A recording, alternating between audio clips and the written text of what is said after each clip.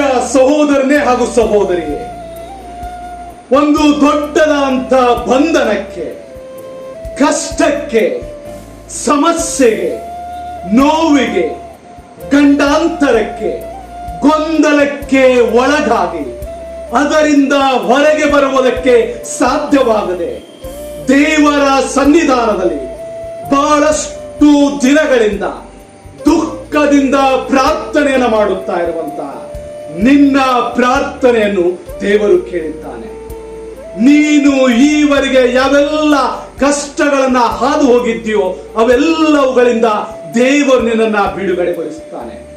ದೇವರ ಸಾನ್ನಿಧ್ಯದಲ್ಲಿ ದುಃಖದಿಂದ ಕಣ್ಣೀರನ್ನ ಸುರಿಸುತ್ತಾ ನೀನು ಯಾವುದಕ್ಕೋಸ್ಕರವಾಗಿ ಪ್ರಾರ್ಥನೆಯನ್ನ ಮಾಡಿದ್ದೀಯೋ ಅದರಿಂದ ನೀನು ನೆನೆಸತಕ್ಕಿಂತಲೂ, ಪ್ರಾರ್ಥಿಸತಕ್ಕಿಂತಲೂ, ಊಹಿಸತಕ್ಕಿಂತಲೂ ಕೂಡ ಅದ್ಭುತವಾಗಿ ನಿನ್ನನ್ನು ಬಿಡುಗಡೆಗೊಳಿಸುತ್ತಾನೆ.